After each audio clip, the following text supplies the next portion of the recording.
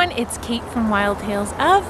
If you're new, welcome. Here on YouTube and on my blog, wildtalesof.com, I share about family, travel, and outdoor adventure. So the kids and I are on a field trip today, and we decided to come to the Bellevue Botanical Garden. And if you're not familiar with our area, we live in Seattle, and Bellevue is just across Lake Washington from us. We have come to the Bellevue Botanical Garden lots of times, but we always kind of just come and wander around and kind of like make our way and do our own thing. But with Bergen having a kind of a focus this last couple of weeks on tree identification, I wanted to make it a little bit more focused, and I was looking on their website and I actually found that they have a really neat kids map. So I printed out two of the children's maps, one for each of them, and we actually, I was smart enough to put it in plastic since it's kind of drizzling today and raining off and on. And so we're just going around and finding each one of the featured items. And so we thought it would be fun to take you guys along on our adventure. If you happen to be local, the Bellevue Botanical Garden, if you haven't already been, is a lovely place to walk around and for kids to learn more about the native plant species here in the Seattle area.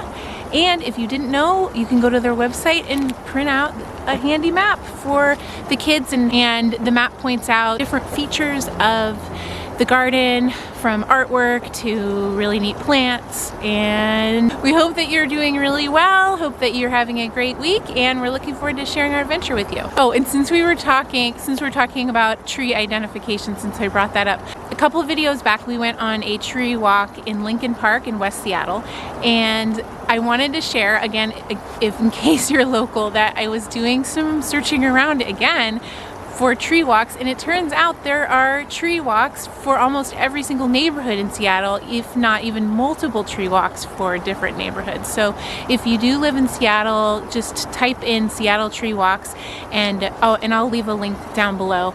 If you type in Seattle tree walks, you'll get to the main site, and then that will show you it all broken down by neighborhood. And so they have all these different printouts, and there's even an app that you can use to guide your way if you don't want to print things out. So I wanted to share that because I thought that was pretty cool, and maybe we will have more tree walks in our future. Okay, what's next, Bergen? Well, let's see. Yahoo Garden Gate, and that's like another garden area. And if the gate's open, we can go inside and look around. Okay, let's see. It's kind of I think it's going to be a Japanese garden. Yeah. These are like early bloomers.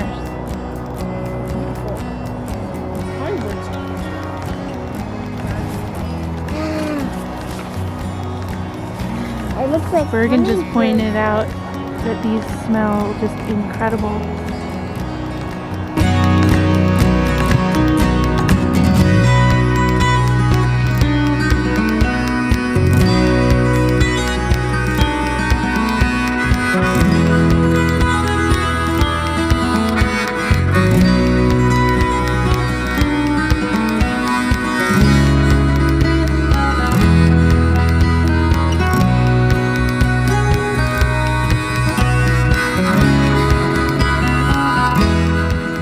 So the project that Bergen's doing for school right now is he has selected 5 of his favorite trees, and he is going to draw the tree and then also figure out its seed. So that could sometimes be a cone, it could sometimes be like an acorn, some kind of nut, and then also draw the leaf. So this is kind of a fun thing because there's so many different trees here, so it's kind of giving him some ideas. And we were just looking at, here Georgia has it for me, we were just looking at a big leaf maple back here.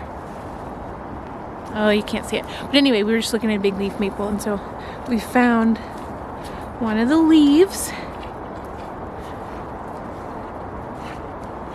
and one of the seeds. Approaching one of the highlights for sure of this garden, and that's, what's this, Bergen, called a what? Suspension bridge. And it's really pretty neat because you get a bird's eye view of our native plants and habitat.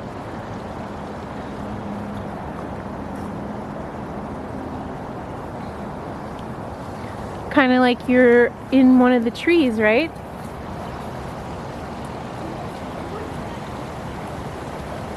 What's number 10? Bird loop. Bird loop. Oh, I remember. Birds make their homes in the garden. Bergen just spotted a big bird. Well, it has to be a vulture. I don't think it's a vulture. Well, it can't be a raven or a hawk or an eagle. Why not? Because they're smaller. Oh, maybe it's an owl. Yeah, no. There's also a tiny bird that we were talking to right in here. If you can see the movement. Yep. A vulture is the most biggest bird ever. So here's another example of Bergen collecting and observing the leaves and the seeds of trees. So this is a lot different. This is a Douglas fir, and since it's coniferous, the leaves are actually what, Bergen? Needles. Needles. And the seed is what? This pine cone. It's a cone.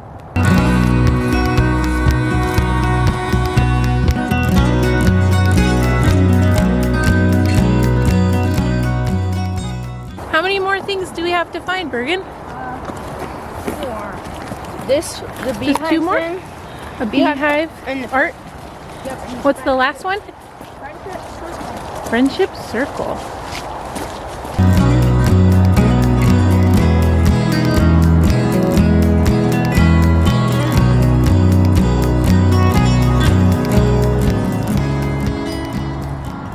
Anyone home?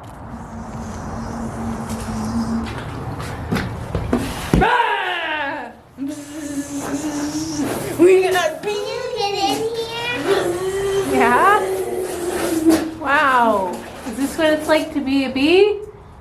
See if I can get out of here without bumping my No, head. you're not straight. You're back. That wasn't straight. Ooh. Okay, it's friendship circle is up 12, so right here. What's this called, Bergen? Night blooming. Night blooming.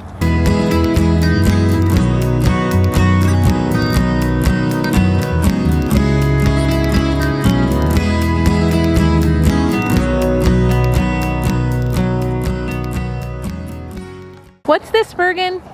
Friendship circle. Even though I can't finish. The friendship circle. Oh, you fell.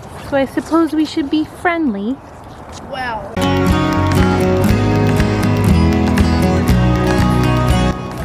Hummingbirds love this flower.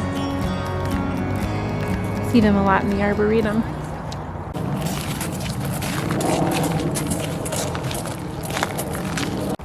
Well, that ended up being a lot of fun. I have to give Bergen a lot of credit because I actually did nothing in terms of navigating, and he figured out all the little places and stops to find, and so I was really impressed. Happy that he inherited his dad's navigation skills for sure. So we were gonna call it a day here at the Bellevue Botanical Garden. Georgia, what was your favorite part? What was your favorite part, Georgia? The night blooming. The night blooming. Why did you like it? Because you can go in and What did it remind you of? a beehive. My favorite part was over there. Oh yeah? Well, I can't Over there. explain it. Little zigzags. Oh, you like the gardens. Kind of like the flower things. You like the more of the manicured gardens. I think my favorite part is crossing that suspension bridge and then going and doing the little loop where you can learn about native birds. What is it called? The ravine.